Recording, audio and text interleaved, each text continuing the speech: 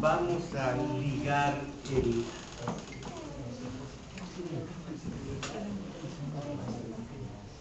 vamos ahora sí a comenzar a ligar, vamos a hablar del Estado, el Estado, pero el motivo me lo dio un comentario de alguien que respeto mucho, Lorenzo Meyer, y se hace una pregunta: ¿realmente existe el Estado?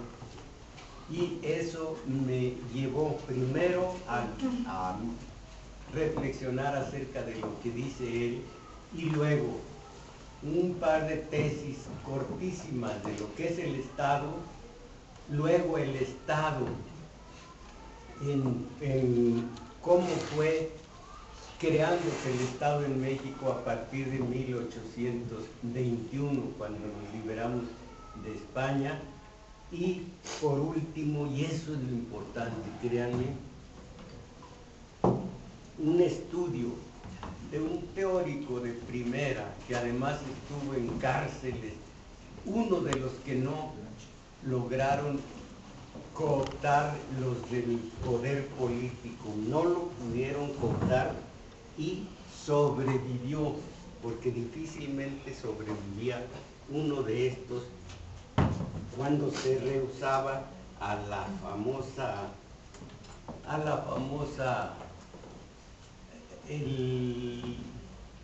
a ofrecimiento, ya es lugar común, de plata o plomo.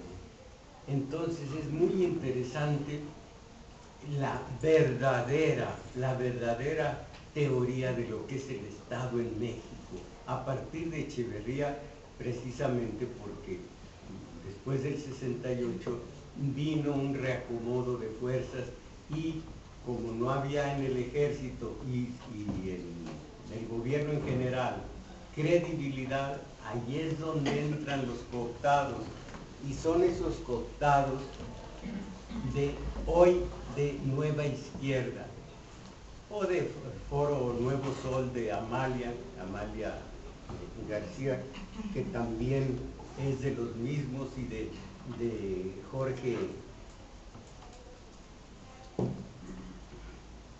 ¿cómo se llama? Jorge, ahora les digo, puros cooptados, ese René Arce, que además fue guerrillero, Alcocer, Jorge Alcocer, una serie de cooptados que allí están y que están muy bien situados en el organigrama del gobierno, no del Estado, y aquí está bien situado lo que es el Estado desde la teoría marxista-leninista o marx-leninista, que es la que se va al fondo de la situación. Lo demás es teoría. El Estado es esto, es esto otro. En teoría, acuérdense, no lo traje esas cuantas líneas porque la he leído ante ustedes varias veces. El principio del Estado, la sociedad para vivir mejor crea el Estado.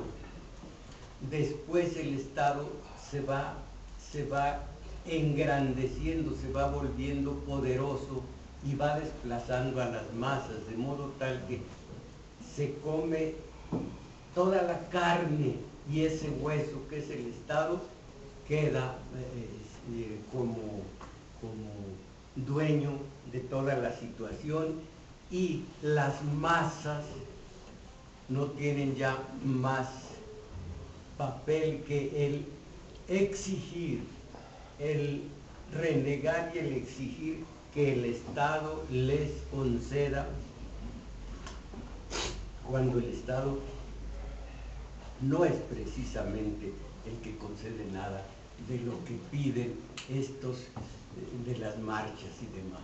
Todo esto es una ideología y es una cultura que fueron imbuidas por Echeverría, y esto a base de sus cooptados. ¿Recuerda alguno que vimos aquí la cultura del obrero en México? Cómo el obrero tenía sus propias condiciones, sus propias metas, sus propias formas de actuar, el Estado, en realidad el gobierno, fue haciendo esta lucha de los obreros, y les colocó, imagínense, primero a Luis N. Morones y iba yo a decir al último a Joaquín Gamboa fue, pero el último en realidad es Fidel. Entonces, aquí está la pregunta de Lorenzo Meyer, y luego lo que es el Estado, y si no lográramos hoy toda la teorización de mi amigo el preso político sobre el Estado desde la perspectiva marx-leninista, lo vemos dentro de 8 días. Pero ¿existe el Estado mexicano?, se pregunta Meyer. Él es del Colegio de México y me merece respeto. Voy a leer lo esencial. Claro que el Estado existe, de lo contrario, ¿quién tendría el poder? Fíjense ustedes, pero existe el Estado mexicano, y miren cómo comienza con una ironía bárbara. Claro que el Estado existe, de lo contrario, ¿quién tendría el poder de ofrecer a los inversionistas extranjeros la riqueza petrolera mexicana? No es Enrique Peña Nieto, se asegura, no es él, es el Estado mexicano, pues la energética es política de Estado, de ese Estado que en 1938 arrebató esa riqueza a los poderosos petroleros extranjeros, pero que ahora se las devuelve porque así conviene en la época de la globalización. Es el Estado quien, aquí entre nos digo, el Estado el que, quien solamente se aplica a los seres humanos. Es el Estado el que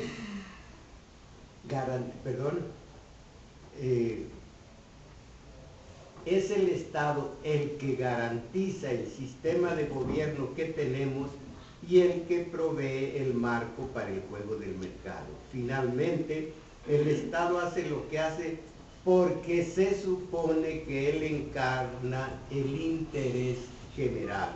Y sin embargo, si uno vuelve la mirada a Michoacán, encuentra algo muy diferente. Una sociedad a merced del crimen organizado, donde las organizaciones delictivas han dispuesto del tiempo para dar forma a una amplia red de intereses económicos y de apoyo, poner autoridades, y ellos financian campañas políticas, cobran impuestos, manejan a la policía, confiscan bienes, destruyen comercios, ordenan y ejecutan sentencias de muerte. Y todo mientras las estructuras del Estado dan muestras de una perfecta inutilidad, inexistencia o subordinación a los dictados de individuos que son auténticos poderes en la región, mientras el interés general brilla por su ausencia.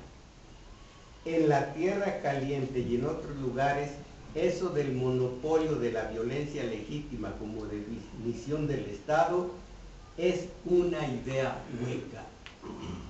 ¿Cómo explicar que en un mismo país y tiempo se puedan dar dos ejemplos extremos de potencia e impotencia de eso que llamamos Estado? Potencia para entregar el energético, impotencia para imponerse en Michoacán, donde ya no únicamente el narcotráfico, ahora también las autodefensas. Ahora, la tesis de un Philip Abrams que me parece muy interesante. Tras examinar críticamente las tesis marxistas y no marxistas sobre la naturaleza del Estado, Abrams concluye que para entender mejor las relaciones e instituciones políticas conviene abandonar la idea del Estado como algo que efectivamente existe en la realidad. Este es más bien una noción que ha servido y sirve para velar la realidad y legitimar lo ilegítimo, la dominación de un grupo o clase sobre las otras. Esto es el Estado en realidad. Lo que sí existe son las instituciones de dominación, el ejército, la policía, las cortes, el fisco, las prisiones, etc., pero que necesitan ser presentadas a la sociedad como el Estado para ser consideradas legítimas. Sin embargo, en la práctica solo es posible ver y estudiar las partes, pero no ese supuesto todo que se dice encarna y garantiza un interés común, interés que en la práctica también es otro ectoplasma. Lo que sí existe son los intereses particulares, parciales, y las instituciones que los promueven y defienden, que son la presidencia, los ministerios, los congresos, etc. Esta es la tesis de este señor Abrams que cita Lorenzo Meyer, y es exactamente la teoría marxista. No existe el Estado, existe el monopolio de la violencia legítima con todos sus uniformados para imponerse, para que la clase dominante siga siendo eso, dominadora, a costillas de las masas.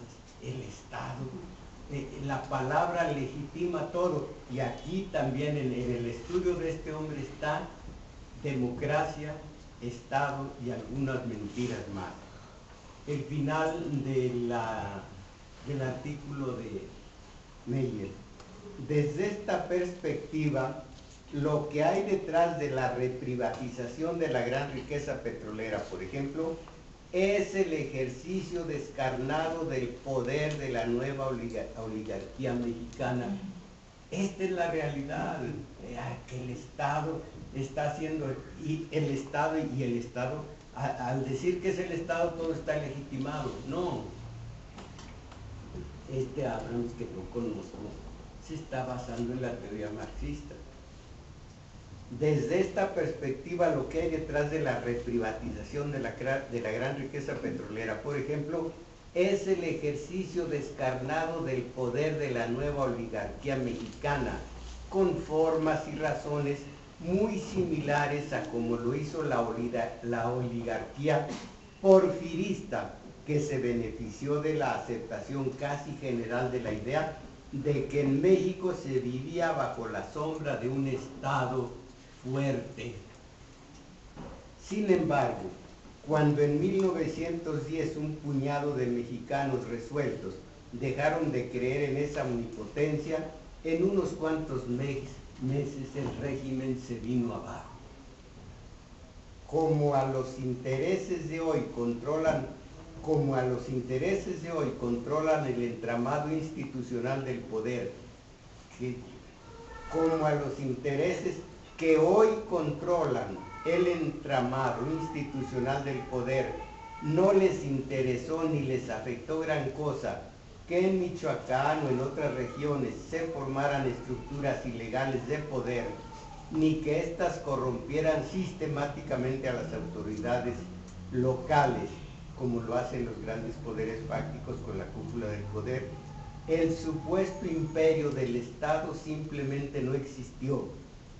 Es cierto que los aparatos de seguridad del gobierno, ejército y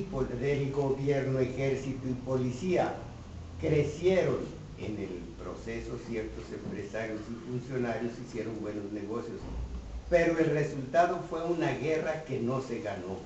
Nuestra situación actual pareciera ser un caso que prueba la tesis de Abrams sobre la inexistencia de un Estado propiamente dicho y la prevalencia de las relaciones crudas del poder. Esto en relación a un par de cosas en donde no hay Estado, Michoacán y la privatización de nueva cuenta del energético. Ahora, en la forma más simple, ¿qué es el Estado? Esto se conoce. El Estado es el conjunto de instituciones públicas organizadas, conducidas y controladas por los ciudadanos. Así es muy bonito.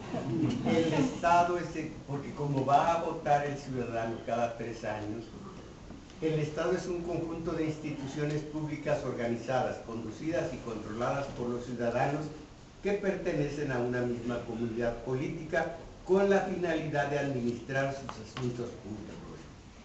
Los ciudadanos, vean la diferencia entre el Estado inexistente según Abrams y Lorenzo Meyer y la teoría marx-leninista, inexistente, una fuerza, un poder sobre las masas, sí, pero ¿el Estado cuál? El Estado es un conjunto de instituciones públicas organizadas, conducidas y controladas por los ciudadanos que pertenecen a una misma comunidad política con la finalidad de administrar sus asuntos públicos. Los ciudadanos le han conferido al Estado poderes que son los siguientes: poder legislativo para que legisle, formule leyes; poder ejecutivo para que administre y ponga en práctica las leyes establecidas por el poder legislativo; poder judicial para que administre justicia y haga cumplir la ley. Los poderes del Estado son independientes, esto quiere decir que un poder no puede influir ni tiene mandato sobre otro poder. Sigue lo simple de esto que parece el catecismo del padre Ripalda, pero político. Ahora, algo más complejo. Estado es una noción con valor a nivel político que sirve para presentar una modalidad de organización de tipo soberana y coercitiva. Esto es fundamental. Soberana sobre las masas y coercitiva contra las masas, con alcance social. De esta forma, el Estado aglutina a todas las instituciones que poseen la autoridad y la potestad para regular y controlar el funcionamiento de la comunidad dentro de una superficie concreta a través de leyes que dictan dichas instituciones y responden a una determinada ideología política. ¿Recuerdan ustedes cómo hemos platicado? Cuando la burguesía ya tuvo poder, era el tercer estado en la Revolución Francesa, ya tenía el poder suficiente, tenía el apoyo de los campesinos. Más tarde, con Luis Felipe,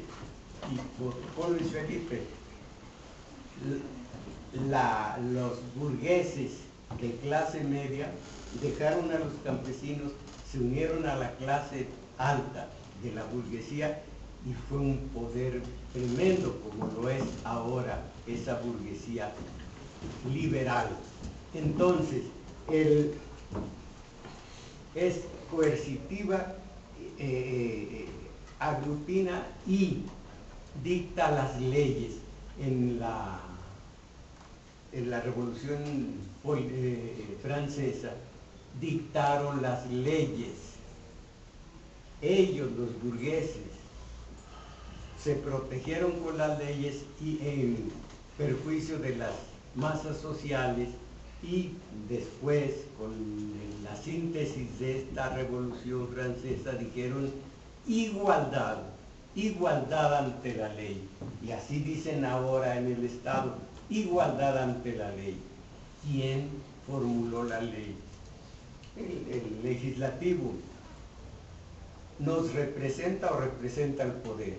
Curiosamente, en otro libro también dice Lorenzo Meyer, a nosotros no nos representa el Congreso, bueno, los diputados, se representan a sí mismos y no ante nosotros, sino ante el presidente en turno. Entonces, estos hacen las leyes. Imagínense el anatocismo. ¿Alguien sabe lo que es el tal anatocismo? Intereses sobre intereses. Leyes, secreto bancario,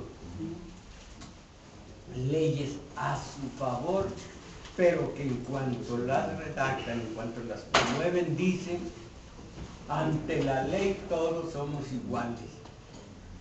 Dice Plauto, un teatrero de Roma, de los primeros siglos del cristianismo, de nuestra era, en una obra de Hermes o Apolo, no, Apolo. Baja Apolo a donde están los humanos y les dice, nunca pidan cosas injustas de la gente justa, pero tampoco, no sean güeyes, tampoco pidan nada justo a esos injustos del poder.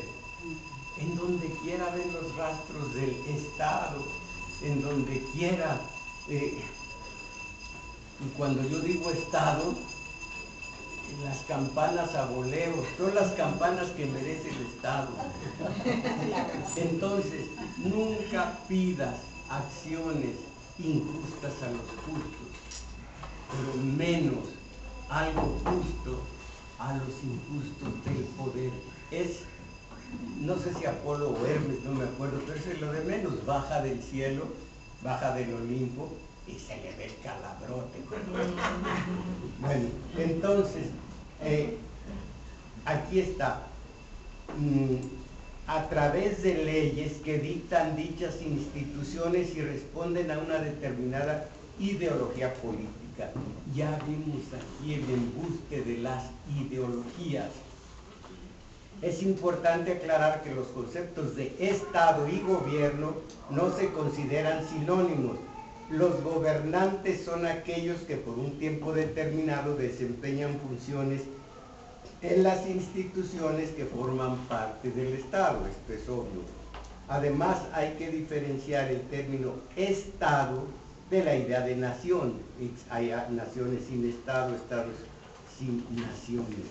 Ahora, ninguna persona puede vivir sin Estado, ya que deberá cumplir con lo reglado en el territorio que habita, aunque este no sea necesariamente su nación. Esto no significa que todos los individuos que comparten un mismo Estado se sientan culturalmente identificados con él, pero esa no es razón para violar las leyes del espacio que habitan, también obvio. Para que un Estado pueda ser considerado como tal, debe contar con ciertos elementos que son territorio delimitado, población, leyes, organismos de gobierno, soberanía interna, poder para aplicar las propias leyes dentro del territorio sin necesidad de que interfieran otros estados.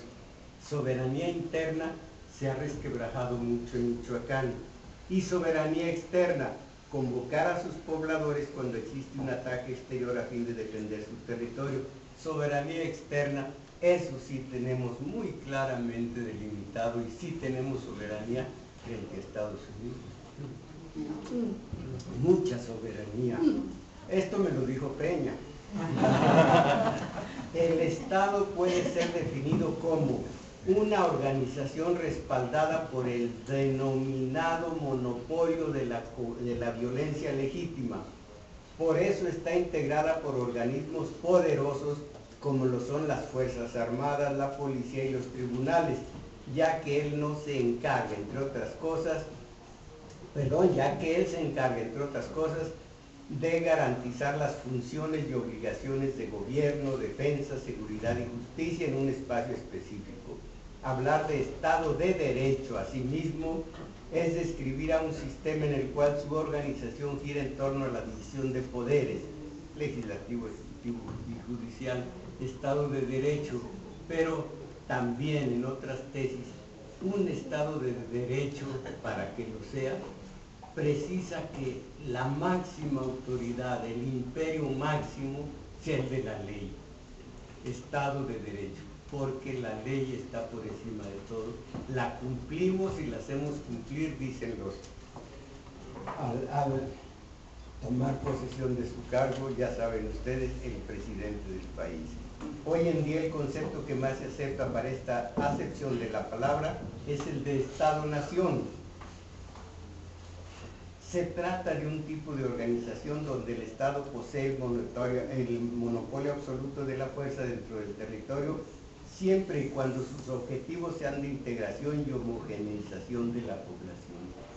Les repito que en el papel es tan hermoso y tan ejemplificador y, en fin, este Estado exige elementos como una organización política, un ordenamiento jurídico, el territorio delimitado, un aparato de gobierno y una población que resida en los límites establecidos.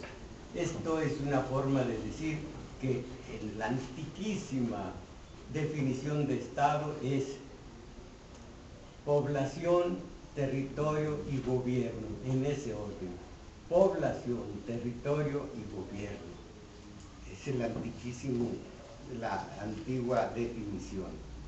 Entonces, de todos modos es necesario también aclarar que varias corrientes filosóficas se oponen a la existencia del Estado tal como lo conocemos. El anarquismo, por ejemplo, promueve la desaparición absoluta de los estados y su sustitución por entidades libres y organizaciones de espíritu participativo. Ya ha habido muchos promotores de esta idea. Aquí se habló hace poco de los anarquistas.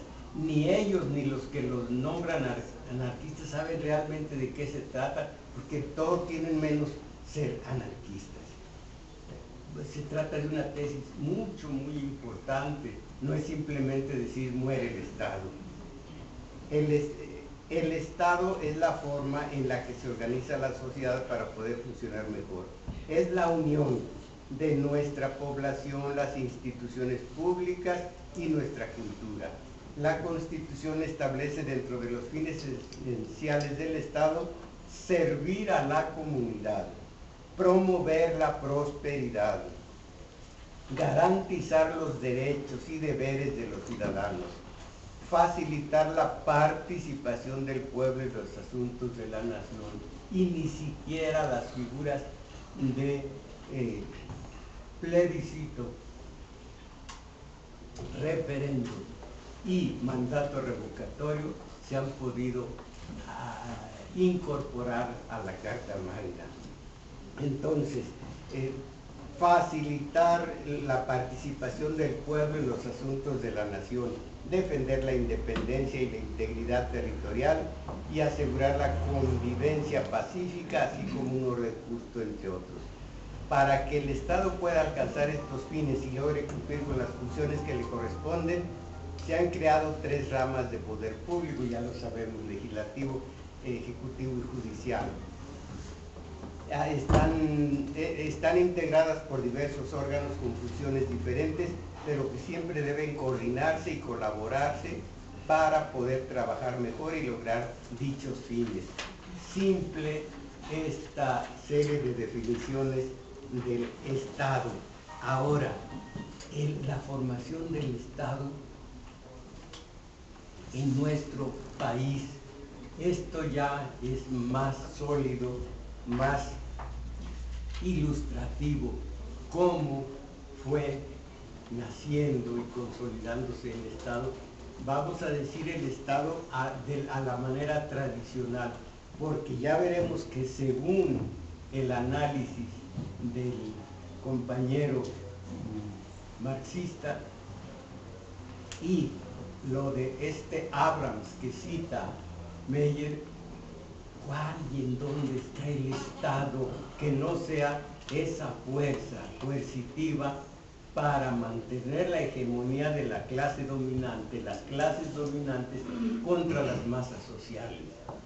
Bueno, leo que en la historia del Estado Nacional Mexicano pueden distinguirse 3 momentos.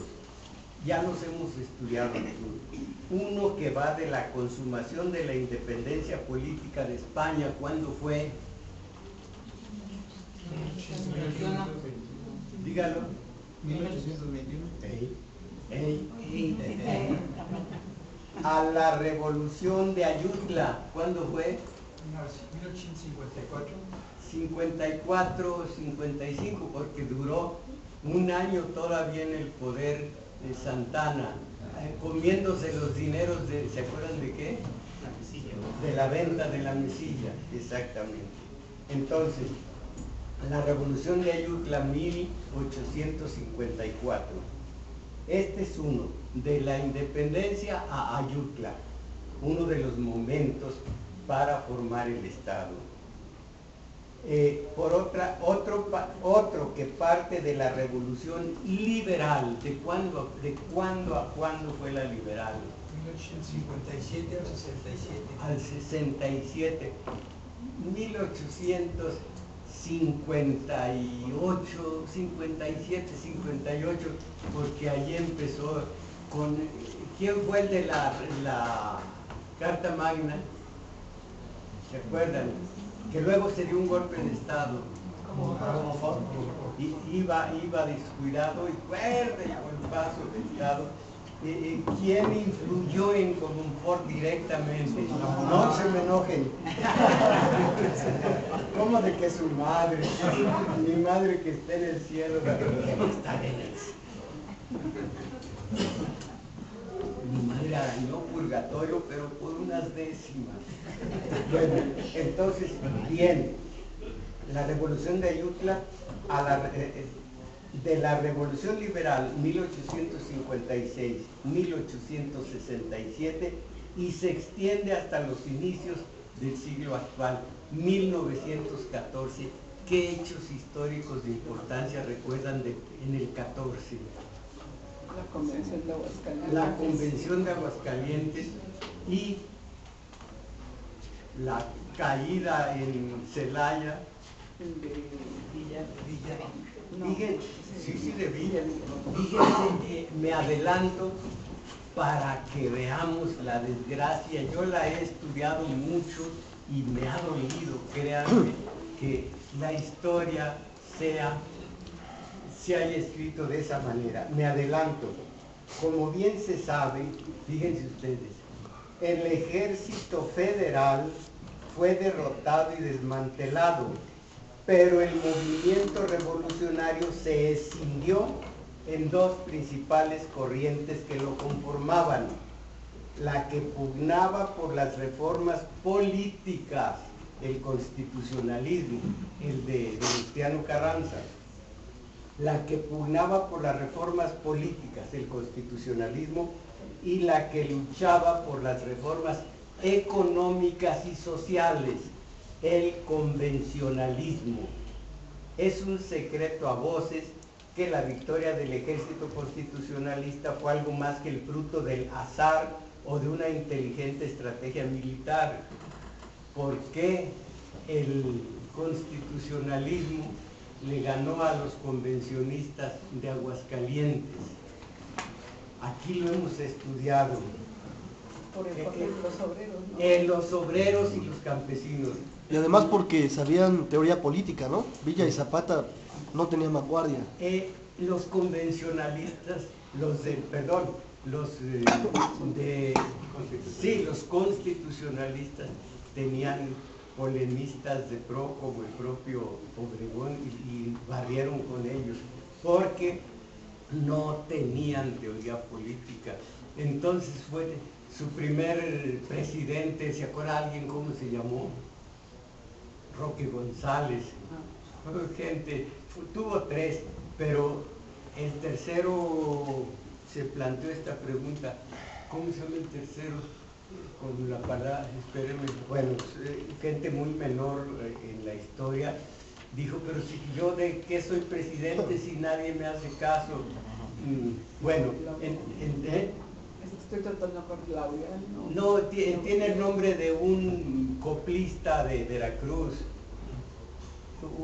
El más famoso de los de coplistas tiene el apellido de el tercero, porque el segundo se apellida Roque González, luego creo que Garza y luego este tercero. Pero bueno, tres presidentes, y ahí terminaron los de la convención de 1914 en Aguascalientes, en el teatro, nomás de broma, ¿alguien se acuerda del teatro?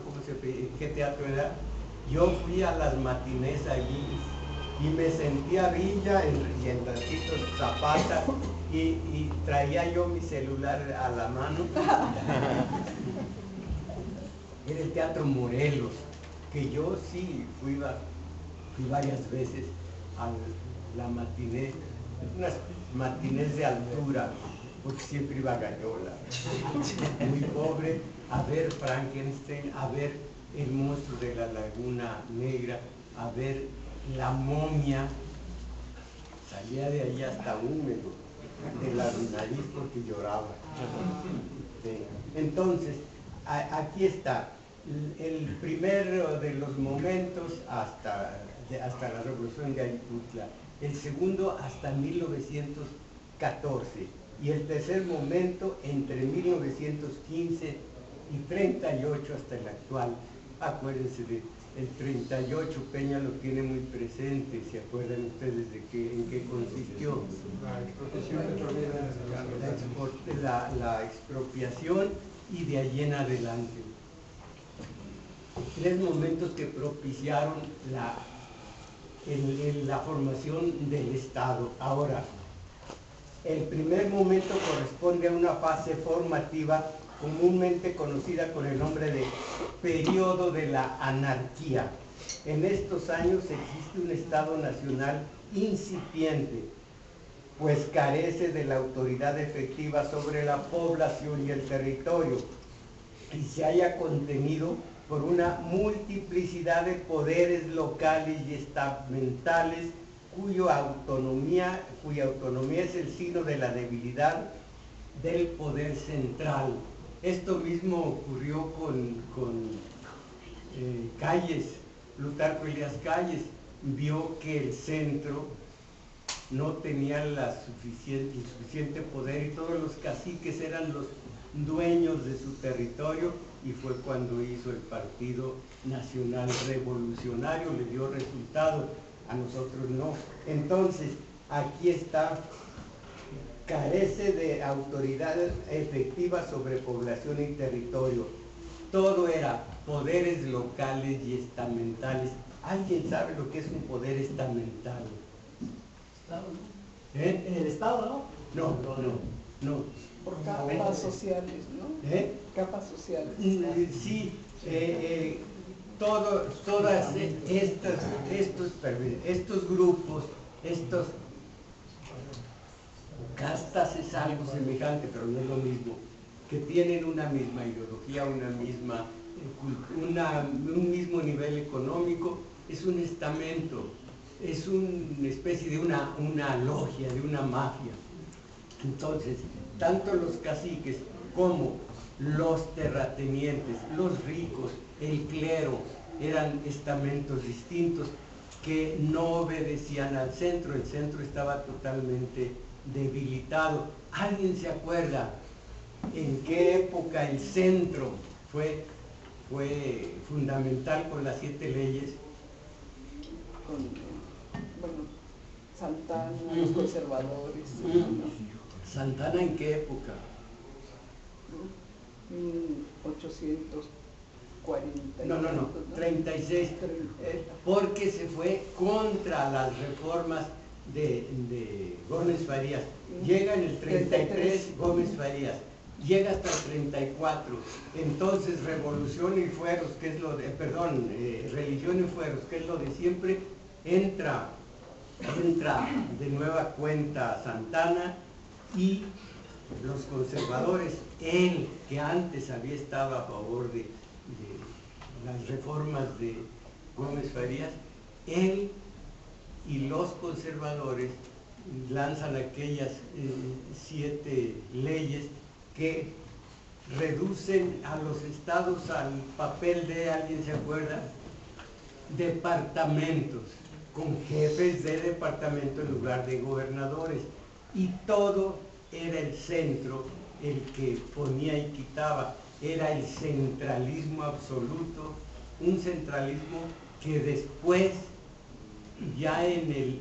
1854, desde el 53, pero en el 54, Santana había convertido centralismo con un imperio. Era el tercer imperio, aunque no lo consigna así la historia, porque ya él era una fuerza imperial. Él era el centro, él era el Estado soy yo, pudo haberlo dicho también él. Fue cuando ya se fastidiaron y proclamaron la revolución de Ayutla. Uno fue Villarreal y el otro alguien me lo recordó. Juan Álvarez. No, bueno, él vino después. Tomás Moreno. Quizá, no me suena, alguien me dijo, porque son seres muy menores que ni siquiera trascendieron, si no es en algunas historias muy prolijas. El que sí, un coronel Villarreal, de los demás también menores, pero alguien me dijo se llamó fulano. Entonces, la segunda, estoy viendo con ustedes el primero de los momentos. Por ello, más que un poder público relativamente diferenciado del sistema económico y de la estructura social, existían en aquel momento los poderes territoriales y estamentales de las clases y grupos de propietarios, iglesia, cuerpos y estamentos de poseedores, grandes terratenientes laicos, etc. En el plano social, el tránsito del orden colonial a los primeros esbozos del Estado Nacional Mexicano planteó ante todo la necesidad de superar la división estamental o de castas y de reemplazarla por la figura clasista de la ciudadanía. Esto también fue una muy buena intención, pero seguía habiendo castas, creo que había más de 100. Mi hija Mayagüel es castiza, hija de... No, hija de mestizo y española castiza. Por ahí yo tengo creo que otro hijo murruco y un salta para atrás, que en realidad se llamaba salta atrás, pero le decían salta para atrás. Otro más cambujo. Había muchísimos grupos y no se integraban todavía en ciudadanía, que el día de hoy seguimos sin integrarnos en ciudadanía según la definición del clásico. ¿Alguien sabe qué se necesita para llegar a ser un conjunto de individuos, una ciudadanía? No sé. Estado de derecho. No precisamente. Darse un gobierno. Darse un gobierno al que van a obedecer, pero como sus mandantes. Dice Aristóteles que esa es la condición para que seamos ciudadanos, aparte de por vivir en una ciudad. Ahora, el segundo, bueno, hay otro pequeñito. Otra de las grandes cuestiones que el naciente Estado Nacional Mexicano hubo de enfrentar y resolver fue la supervivencia de corporaciones civiles y eclesiásticas que impedían su propia estructuración y consolidación. Entonces, corporaciones civiles eran las de los ricos, eclesiásticas, caramba. Cuando terminemos esto, vamos a ver el papel de la iglesia, no de la religión, de la iglesia en la constitución del Estado mexicano. La iglesia desde el principio, no desde que vinieron los 12 frailes franciscanos, sino desde 1921, ¿cómo se llama? Matías Monteagudo y la conjura de la profesa, y de ahí en adelante. Terrible la actuación del clero.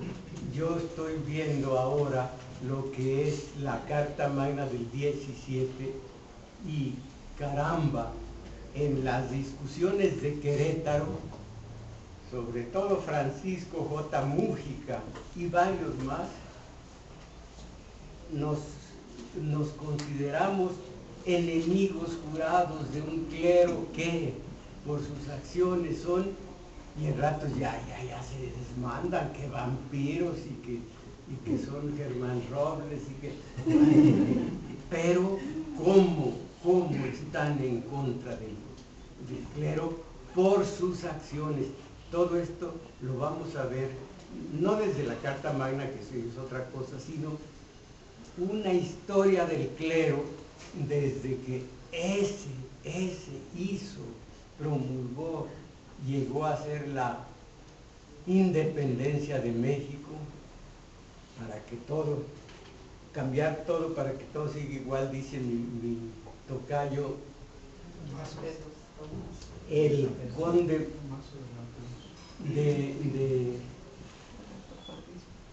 sí, pero ¿cómo se llama el conde? Salinas, no Salinas, porque le hubiera ido mal.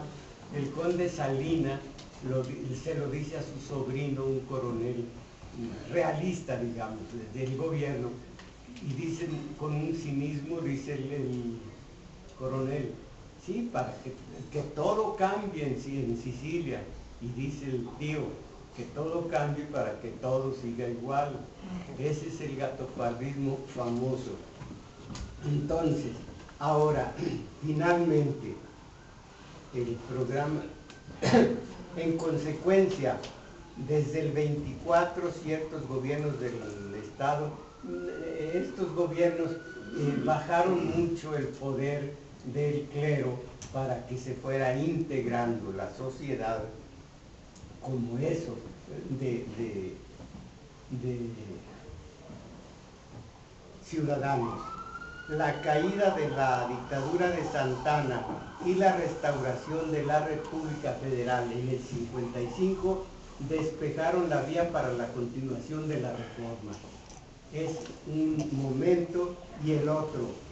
La insurrección de Ayutla es un parteaguas entre el periodo anárquico y la fase de constitución y consolidación del primer Estado nacional mexicano. Se trata del Estado liberal oligárquico. Qué contradicción tan fea como la contradicción del Partido Revolucionario Institucional. Imagínense, revolucionario. La cualidad de revolucionario anula la institución, porque rompe las instituciones. Ahora, si es institucional, no puede ser revolucionario.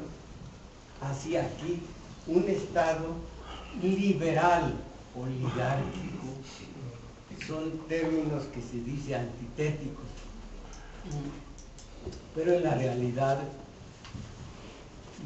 el lenguaje aguanta todo, el lenguaje es totalmente falso, pero se forma un Estado liberal, y saben ustedes, derechos humanos, libertad de expresión, ¡hijo! ¡Qué vergüenza! Según yo lo había... Bueno, nunca más vuelvo a ironizar sobre sus celulares. Liberal, todas las aspiraciones del hombre, precisamente la aspiración de la Revolución Francesa, este liberalismo. ¿Se acuerdan ustedes que en la Revolución Francesa el liberalismo tuvo ya dos vertientes? ¿Alguien se acuerda cuáles fueron? Social y económico. Social y económico, que hayan venido de los grandes enciclopedistas, desde Hobbes, Locke, de dar el segundo, la soberanía al pueblo y demás.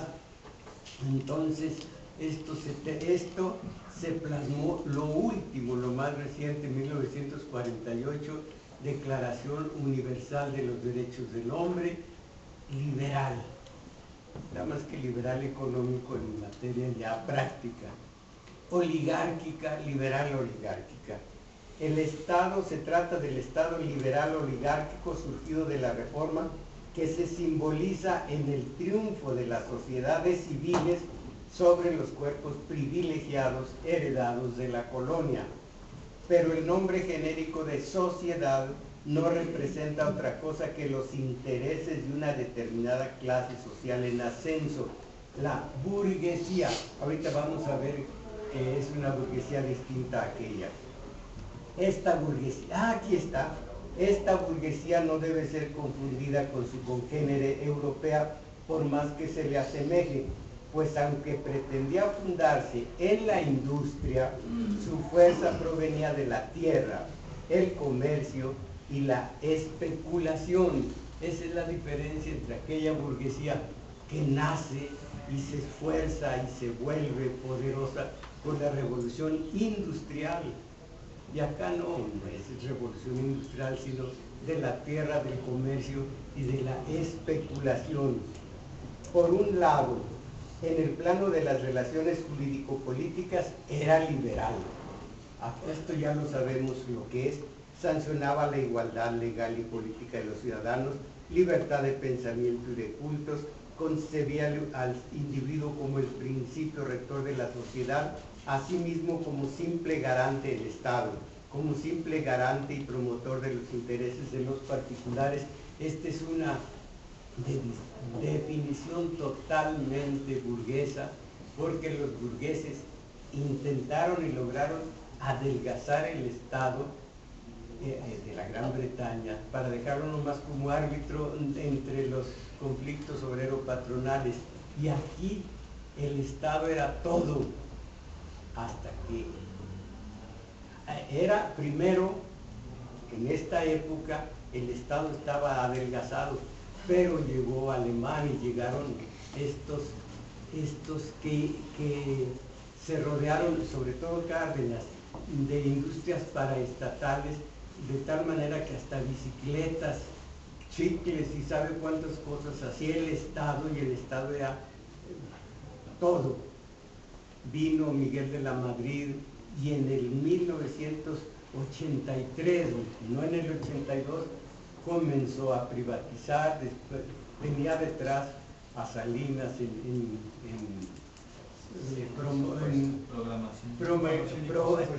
programación y presupuesto, y detrás de Salinas estaba una patria por tener tantas patrias, José Córdoba Montoya, y se redujo al mínimo el Estado. Pero ya aquí el Estado, rector de la sociedad y asimismo como simple garante y promotor de los intereses de los particulares, adoptaba la forma de una república democrática, representativa y federal.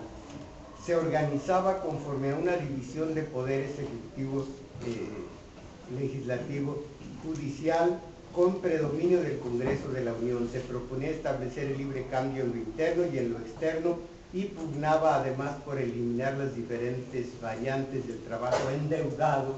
Ya no se podía sancionar por deudas con pulso o gratuito, y sustituirlas por el trabajo asalariado libre. Liberalismo puro, limpio, muy bien. Pero por el otro lado, en el plano de las prácticas políticas imperantes, era oligárquico. Era la expresión político-administrativa de los compromisos acordados por las oligarquías regionales y locales, las oligarquías más importantes del país. De ahí la persistencia de formas no capitalistas de producción, particularmente en el campo. De ahí el predominio de estructuras sociales y políticas impregnadas de matices estamentales y raciales. Seguía habiendo islitas humanas que no se integraban al concepto de ciudadanos. De allí la imperancia de formas clientelistas como el caciquismo y el caudillismo. De ahí también la inexistencia de partidos políticos y la organización de la dominación por la vía del control oligárquico directo de las diversas ramas del aparato estatal. De ahí finalmente la tendencia hacia la dictadura del titular del Poder Ejecutivo Federal. Sus pilares de apoyo eran la violencia institucional y el consenso pasivo de las mayorías. Oigan esto. De ahí finalmente la tendencia hacia la dictadura del titular del Poder Ejecutivo Federal. Sus pilares de apoyo eran la violencia institucional y el consenso pasivo de la mayoría de las clases dominadas, canalizado y encarnado en la eficacia política de las clases propietarias. Ahí tienen ustedes la pasividad, la enajenación, la desidia y la, ¿qué más? Bueno, la manipulación de estas clases sociales que siguen viendo al poder como garante de y como resolvedor de todos los problemas al que las masas sociales le exigen. Para que Salinas conteste, ¿qué contestó? Ni lo siento siquiera, pero no lo quieren entender. Exigirle, ni los veo ni los oigo, ya la historia lo dice, pero seguimos en lo mismo. Sería un equívoco pensar que de los dos términos de una contradicción liberal-oligárquica, el primero era apenas de importancia aparente y que el segundo era el verdaderamente significativo. En realidad ambos aspectos, era tan liberal como era también oligárquico. Esta es la parte de la formativa del Estado. Viene de allí hasta el tiempo actual, cómo el Estado se fue afianzando. Me adelanté para que viéramos lo terrible de que contra lo económico y lo social de los convencionistas vino lo político de Venustiano Carranza, que con lo político y en diversos artículos, entre ellos el 27, hizo del Ejecutivo un poder dictatorial sobre todos, y de allí que no se movía a la hoja del árbol sin la voluntad del presidente, y algo que del 2000 al 2012 cambió. Y qué maravilla fue para nosotros la imperancia del PAN, qué maravilla. Ya ven ustedes Michoacán y todo lo demás. Miren, tenemos tiempo para comenzar. Ahora sí,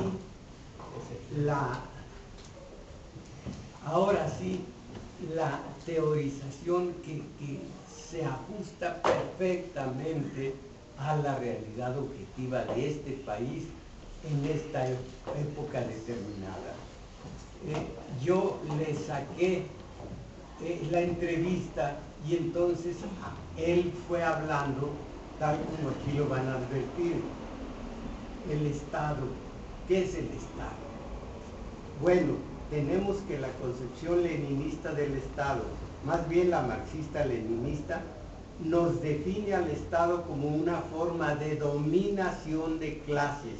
Esto es una organización de la fuerza, una organización de la violencia para someter a través de la opresión y o represión de las clases en favor de la clase dominante. Esta concepción se expresa en forma distinta en cada una de las etapas de la historia, de tal forma que cuando surge el Estado, este aparece como uno de sus componentes, que es el ejército, y posteriormente el ejército, la nobleza y la aristocracia. Inmediatamente después de la comunidad primitiva se va creando una clase, por decir noble, una clase que se erige como la dominante y es sector de la sociedad que adquiere ciertos privilegios, se convierte en gobernante y al mismo tiempo crea otra rama que es el ejército. Entonces esa rama, digamos dirigente, crea otro aparato que es el ejército. Se allega al ejército y entre las dos, básicamente el Estado en sus orígenes, aunque la primera en principio es el Estado en sus orígenes, irrumpe la fuerza organizada de violencia a través de formas del ejército. Es claro que es esa clase dominante que crea el ejército, que a su vez crea el ejército. Posteriormente, en muchos siglos, se da esta forma hasta llegar casi a la época capitalista, que es cuando se introduce un nuevo elemento, la policía. Entonces, prácticamente a principios de este siglo, tenían que el Estado estaba constituido por tres elementos: policía, burocracia y ejército. Eso era el Estado. Ustedes saben que burocracia es el aparato de gobierno. Policía, burocracia y ejército.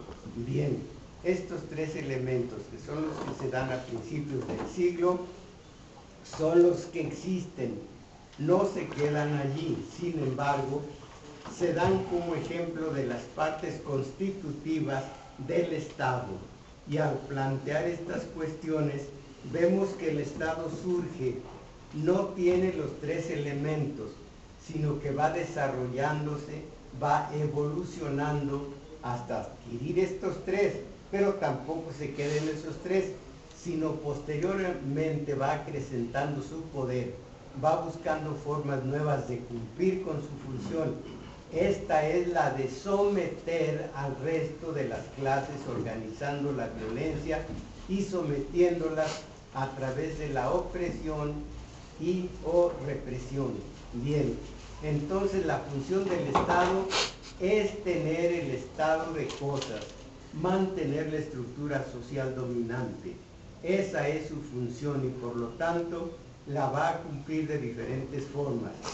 Repetimos, a principios del siglo se dio con tres elementos, pero el Estado siguió evolucionando. Desgraciadamente la teoría se anquilosa. La teoría no logra hacerla a la par. La teoría no logra ser a la par de la evolución del desarrollo del Estado, y al no retomar lo nuevo que va resurgiendo, se queda repitiendo que el Estado solo tiene tres elementos y por lo tanto ya no puede reflejar a la nueva sociedad, a la nueva forma o formas en las cuales el Estado se va manifestando, y de esta forma se ocultan las nuevas ramas que va creando el Estado para cumplir su función. Pero nosotros, precisamente para poder reflejar la realidad tal cual es, tenemos que ir a la concepción fundamental. ¿Cuáles son los elementos, los nuevos o viejos elementos que están cumpliendo la función estatal? Efectivamente sigue siendo el ejército, sigue siendo la policía, sigue siendo la burocracia. Acuérdense, no es la burocracia de los empleados menores, sino del Ejecutivo Legislativo Federal. Pero ya no es el mismo ejército. Sigue siendo el ejército, sigue siendo la policía, sigue siendo la burocracia. Pero ya no es el mismo ejército, incluso ya no es la misma policía, ni la misma burocracia. Dentro del ejército hay nuevas ramas que no existían, por ejemplo, a principios de siglo, tales como la aviación, que no existía dentro del ejército. Ese ejército se ha evolucionado, se ha desarrollado. En aquel entonces no existían tácticas y estrategias antiguerrilleras, por ejemplo, dentro del ejército. Hoy las hay. La misma policía ha evolucionado y digamos la misma burocracia. Estos tres elementos se siguen repitiendo, pero no son los mismos. Se han desarrollado, pero al mismo tiempo que se han desarrollado, han surgido nuevos elementos que cumplen la misma función. En este sentido, tenemos como funciones estrictamente estatales los partidos políticos, digamos los partidos políticos que están dentro de este juego, que se han institucionalizado, que están buscando perpetuar, reproducir el sistema, pero que de ninguna manera lo niegan. Lo mismo no niegan al sistema. Las mismas, las mismas organizaciones sindicales, campesinas, populares, que son las encargadas de que precisamente los obreros, los campesinos, las clases populares se organicen dentro de sus propias formas de organización. Esto es, el Estado tiene forma de organización para el resto de la sociedad, no solamente para sí mismo. El Estado tiene formas para organizar al resto de la sociedad, y estas formas son formas que a él le permiten cumplir su función. Aquí cabe el recordar que estas formas de cumplir su función son las que dieron el triunfo a Venustiano Carranza. Acuérdense que los dos personajes que se metieron a organizar a los obreros de la Casa del Obrero Mundial, tres personajes principales fueron los que escindieron al obrero que quería seguir sin comprometerse en ninguna de las dos partes en pugna, y los que fueron cooptados, 67 de ellos, ¿se acuerdan? Cooptados por tres personajes, dos y el tercero ya dentro de los 67. ¿Alguien se acuerda de ellos? Uno, ¿eh? El doctor Atla es el segundo. Morones. No. Obregón, el doctor Atla, y uno de los muy importantes de los 67, que hasta me da Vasca. ¿Sí? Gasca, ¿se acuerdan? Fueron los tres principales, y entonces ya todo el obrero mundial, todo el obrero mexicano ya estaba de parte del constitucionalismo con una creencia, con una ideología, con una creencia que le infiltraron Obregón y el doctor Atla, que los reaccionarios y los que estaban contra los obreros eran Villa y Zapata. Son las formas de organizar del Estado. Luego viene, lo veremos después, cómo el Estado organiza perfectamente. Vamos a ver, y esto es algo que yo les he dicho tantas veces, es inteligentísimo vamos a seguir llamando el Estado, es inteligentísimo, sabe organizar, sabe aniquilar a las fuerzas opositoras, como decíamos, del 23 de septiembre, guerrillas y todo, y por eso su sobrevivencia está anquilosado, pero sigue vivo, porque tiene como vampiro esa fuerza, esa sangre que chupa de Washington. Imagínense a estas alturas la fortaleza que tiene Peña después de las reformas, sobre todo la laboral y la energética. Entonces, anquilosado y todo el Estado, tiene de valedor a Washington, y entonces allí está su predominio. Pero vamos a ver cómo Echeverría, después de la catástrofe que significó el 68, no en lo de Barros Sierra, no en lo de la pequeña burguesía, sino de la coalición obrero-estudiantil, que supo organizarse, como de allí viene derrota de Echeverría y que se salva acudiendo a los Martínez Verdugo, porque era el presidente del comunista mexicano, Martínez Verdugo, y de allí todos los demás cooptados, excepto Chucho Ortega y varios más, que ellos vienen de una rama peor todavía, la rama talamantera, de ese Talamantes que por 600,000 pesos que iba de aquel entonces, que iban a ser supuestamente para construcción de casas, comenzó a hacer toda la obra negra y el trabajo sucio de Echeverría y luego de Salinas. No sé si se acuerdan aquella histórica visión de Salinas, al que impugnaron en el Congreso, en la sede del Congreso, y con Talamantes escoltándolo para que no fueran a hacerle daño, totalmente cooptado, y su cercanía absoluta era Chucho Ortega. Ese no viene del comunista, es el único.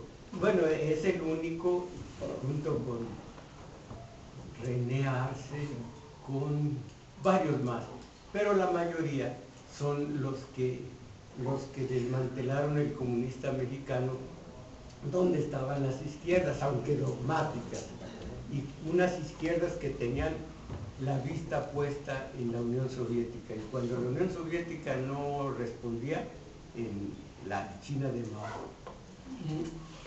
Y entonces, cuando ya dieron muestras de que, no solo de que no eran de peligro, sino que además eran ya totalmente afines al sistema de poder, Echeverría, por medio de Reyes Heroles, hizo la reforma política, los introdujo en el presupuesto, y ahí los tienen ustedes representándonos, sobre todo Nueva Izquierda, que sigue siendo la mandona en el PRD. Por fortuna, de ese PRD se hace a un lado un líder natural, que eso no quiere decir que sea salvación de México, de los mexicanos, un líder natural que es López Obrador. Y en fin, vamos a ver la acción de Echeverría desde el Estado para así recomponer el panorama a favor del PRI y sobre todo dar la puntilla a las clases sociales, las masas sociales, metiéndolas a la ignorancia total con aquel cuerpo de 3 catálogos que tanto les he dicho a ustedes. Echeverría fue el que dijo: ¿libros para qué? Les vamos a dar la clave de cómo deben hacer su indoctrinación para las masas. El gobierno es malo, el gobierno debe ser bueno, exijámosle. Vean, oigan, allá ustedes, a todos los de la tele y la radio comercial, el gobierno es malo, debe ser bueno, exijámosle. Y también esos intelectuales orgánicos que se están muriendo, que desde la beca de Conaculta repetían: el gobierno es malo, el gobierno debe ser bueno, exijámosle. Lorenzo Meyer, inclusive, miren, para que vean cómo no se apartan ni siquiera él de las buenas intenciones. El final de Lorenzo Meyer, ¿se acuerdan que cuál estado quizá no existe? Dice: nuestra situación actual pareciera ser un caso de prueba de la tesis de Abrams sobre la inexistencia de un Estado propiamente dicho y la prevalencia de las relaciones crudas del poder. Por tanto, desde fuera de esta élite La cuestión debe ser, aquí tienen el catálogo de buenas intenciones, la cuestión debe ser cómo transformar el sistema actual de dominación para hacerlo menos corrupto, más tolerable y eficiente. Aquí tienen la huella de Echeverría, que es siempre el catálogo de buenas intenciones. Hay que criticar, para eso se pintaban el Monsiváis y Dehesa y estos. Pintar, decir son malos. Eso es lo que quería el sistema de poder. Digan que somos muy malos, nomás no aporten soluciones. Y luego digan el catálogo de buenas intenciones. Por eso el gobierno debe hacer, por eso debe ser. Hay que exigir. ¿Para qué estudiar? ¿Para qué? Si sabemos que el gobierno es malo, debe ser bueno y hay que exigirle. Y quedamos en la pura ignorancia acerca de la teoría política. A eso agregaron el corto plazo. No sé si vieron el artículo, o a lo mejor todavía no sale, del corto plazo con el que nos aniquiló el gobierno, el sistema, el poder de Jano. ¿Alguien conoce la mitología de Jano? Él es un dios no griego sino romano. ¿No lo conoce alguien? Nada más sé que era un dios que tenía varias caras. No lo digo. Nada más sé que era un dios que tenía varias caras que miraban hacia distintos puntos. No, eran más dos. No lo acabe de fregar. Ya de por sí es fenómeno. No eran más que dos. Jano tenía una cara que veía el futuro, otra que veía el pasado. Viendo el pasado, podía columbrar el futuro y de esa manera conocía su aquí y su ahora. Viendo el pasado, sabía, conocía, entendía su día de hoy y podía columbrar el porvenir. Los romanos tenían el templo de este dios con las puertas abiertas cuando había guerra, con las puertas cerradas cuando había paz. Casi nunca se cerraban las puertas del Jano. Pero les digo yo en el artículo, este Dios nos está diciendo que hay que ir a la historia, no nada más al corto plazo. Otra trampa del poder. Vean el Twitter. Bueno, esperen una cosa. Si soy medio agringado el Twitter, pero en Twitter, y verán corto plazo. Y entonces allí también digo lo que les he dicho a ustedes. El sistema nos exhibe el rollo 6 de una película. Vemos a un tipo con un garrote que va siguiendo a otro. Y es obvio para nosotros, este condenado villano está tratando de golpear al héroe. Pero entonces les digo yo, que nos exhiban la película completa. El principio es, el que va corriendo le agandalló la cartera al que lo va siguiendo. El robado fue con un policía, no le hizo caso, fue al Ministerio Público, no le hizo caso.